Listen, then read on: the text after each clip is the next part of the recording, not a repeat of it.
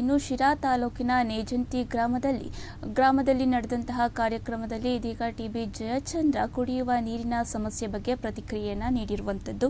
TB Jayachandra ತಾಲೂಕಿನಲ್ಲಿ ಉಂಟಾಗಿರುವಂತಹ ಕುಡಿಯುವ ನೀರಿನ ಸಮಸ್ಯೆ ಪರಿಹಾರಕ್ಕೆ ತುರ್ತು ಕ್ರಮವನ್ನು ಕೈಗೊಳ್ಳಲಾಗುತ್ತಿದೆ ಅಂತ ಈ ಕಾರ್ಯಕ್ರಮದಲ್ಲಿ ಹೇಳಿದ್ದಾರೆ.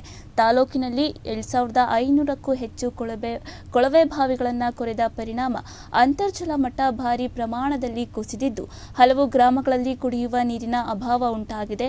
ಸುಮಾರು 50ಕ್ಕೂ ಹೆಚ್ಚು ಗ್ರಾಮಗಳಲ್ಲಿ ನೀರಿನ ಸಮಸ್ಯೆ ತೀವ್ರವಾಗಿರುವಂತಹ ಹಿನ್ನೆಲೆಯಲ್ಲಿ ಅಧಿಕಾರಿಗಳು ಎಚ್ಚರಿಕೆಯಿಂದ ಕಾರ್ಯನಿರ್ವಹಿಸಿ ಸಾರ್ವಜನಿಕರಿಗೆ ನಿರಂತರವಾಗಿ ನೀರು ಪೂರೈಕೆ ಮಾಡುವಂತೆ ಈ ಕಾರ್ಯಕ್ರಮದಲ್ಲಿ ಸೂಚನೆಯನ್ನ ನೀಡಲಾಗಿದೆ ಅಂತ ಹೇಳಿಕೆಯನ್ನ ಕೊಟ್ಟಿದ್ದಾರೆ.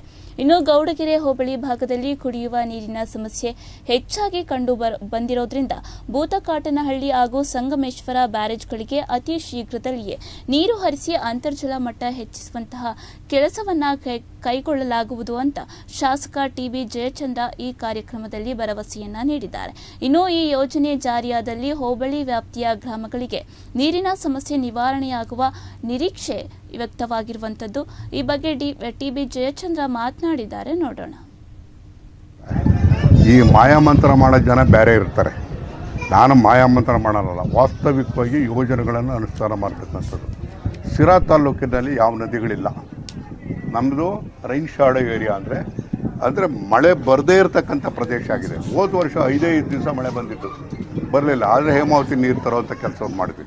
ಆ ರೀತಿಯಾಗಿ ಹೇಮಾವತಿ ಇರ್ಬೋದು, ಎತ್ತಿನಹೊಳೆ ಇರ್ಬೋದು, ಭದ್ರಾ ಇರ್ಬೋದು, ಈಗ 3 ಯೋಜನೆಗಳು ಕೂಡ ತರೋದಕ್ಕೆ ನಂದೇ ಯೋಜನೆ ನಾನು ಯೋಜನೆಗಳಲ್ಲಿ ನೀರು ತರೋದಕ್ಕೆ ಪ್ರಯತ್ನ ಪಡ್ತಿದ್ವಿ. ಹೇಮಾವತಿ ನೀರು ಬಂದಾಗಿದೆ. ಇವಾಗ ಭದ್ರಾದ್ದು ಕೂಡ ಕಾಮಗಾರಿ ಅರ್ಧಂಬರ್ಧ ಆಗಿದೆ. ಅದಕ್ಕೆ ಸಂಪೂರ್ಣವಾಗಿ ಹಣ ಸುಮ್ಮನೆ ಬೇಕಾಗ್ತದೆ. ಕೇಂದ್ರ ಸರ್ಕಾರದವರು ನಾನು ಹಿಂದೆ ಮಂತ್ರಿ ಆದಾಗಲೇ 5300 ಕೋಟಿ ಕೊಡ್ತೀವಿ ಅಂತೇಳಿ ಒಪ್ಕೊಂಡಿದ್ರು. ಈಗ ಮೊನ್ನೆ ಚರ್ಚೆ ಮಾಡಿ ನಾನು ಉಪಮುಖ್ಯಮಂತ್ರಿಗಳು ಮುಖ್ಯಮಂತ್ರಿಗಳೆಲ್ಲ ಕೂಡ ದೆಹಲಿಯಲ್ಲಿ ಚರ್ಚೆ ಮಾಡಿದಾಗ ಹಣಕಾಸು ಸಚಿವರ ಹತ್ರ ಮಾತಾಡಿದಾಗ 6000 ಕೋಟಿ ಕೊಡ್ತೀನಿ ಅಂತಕ್ಕಂಥ ಮಾತನ್ನು ಹೇಳ್ತಾರೆ. ಇದುವರೆಗೆ ಬಿಡುಗಡೆ ಆಗಿಲ್ಲ.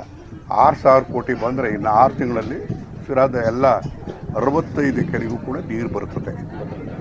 ಹಣಕಾಸಿನ ಮುಗ್ಗಟ್ಟು ಇವತ್ತು ಕೇಂದ್ರ ಸರ್ಕಾರ ಬಿಡುಗಡೆ ಮಾಡದೇ ಇರತಕ್ಕಂಥದ್ದು.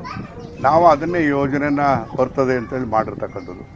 ಈಗ ಇನ್ನು ಕೆಲವೇ ದಿವಸದಲ್ಲಿ, ಬಹುಶಃ ಇನ್ನೊಂದು 15 ದಿವಸದಲ್ಲಿ ಈಗಾಗಲೇ ಭದ್ರಾ ನೀರನ್ನು ಚಿತ್ರದುರ್ಗ ನಾಲೆಗೆ ಹರಿಸ್ಬೇಕು ಅಂತೇಳಿ ತೀರ್ಮಾನ ಮಾಡಿದ್ವಿ. ಇನ್ನೊಂದು 15 ದಿವಸಕ್ಕೆ ಚಿತ್ರದುರ್ಗ ನಾಲೆಗೆ ನೀರು ಹರಿಸ್ತೀವಿ.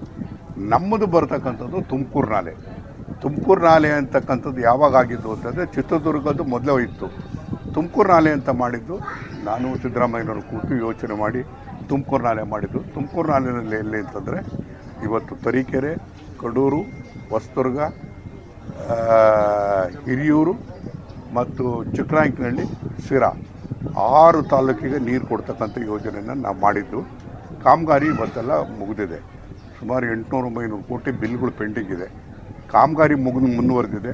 ಅವರಿಗೆ ಪೇಮೆಂಟ್ ಮಾಡಿದ್ರೆ ಕೆಲಸನೂ ಬೇಗ ಮುಗೀತದೆ. ನೀರು ಬರ್ತಕ್ಕಂಥದ್ದು ಚಿತ್ರದುರ್ಗ ನಾಲೆಗೆ ಇನ್ನು ಕೇವಲ 15 ತಿಂಗಳೊಳಗೆ ನೀರು ಕೊಡ್ತಾರೆ. ಅಂದರೆ ನಾಲೆಯಲ್ಲಿ ಹರಿಸ್ತಾರೆ. ಆದರೆ ಇಲ್ಲಿ ಹರಿಸ್ಬೇಕಾದಾಗ ಕಾಮಗಾರಿ ಇನ್ನೂ ಮುಗಿಬೇಕಾಗ್ತದೆ. ಮುಗಿಸೋದಕ್ಕೆ ಎಲ್ಲ ರೀತಿಯಾದ ಪ್ರಯತ್ನ ಕೂಡ ಮಾಡ್ತಾಯಿದ್ದೀವಿ. ಇದು ಏನಾಗುತ್ತೆ ಅಂದರೆ ನಾವು ಎಲ್ಲಿಂದಲೂ ತರ್ತಕ್ಕಂಥ ನೀರು. ಇವತ್ತು ಭದ್ರಾ ನೀರು ಅಂತ ಹೇಳಿದ್ರೆ ನಾವು ಸುಮಾರು 250 ಕಿಲೋಮೀಟ್ರಿಂದ ನೀರು ತರ್ತಕ್ಕಂಥದ್ದು. ಹೇಮಾವತಿ ನೀರು ಕೂಡ 120 ಕಿಲೋಮೀಟ್ರಿಂದ ನೀರು ತರ್ತಕ್ಕಂಥದ್ದು. ಎಲ್ಲ ಕಡೆಯೂ ದೂರದಿಂದ ನೀರು ತರಬೇಕಾದಾಗ ಅದು ಸುಲಭವಾಗಿ ಬರ್ತಕ್ಕಂಥದ್ದಲ್ಲ, ಅತ್ಯಂತ ಕಷ್ಟಪಟ್ಟು ಪ್ರಯತ್ನ ಮಾಡಿದಾಗ ಬರ್ತದೆ.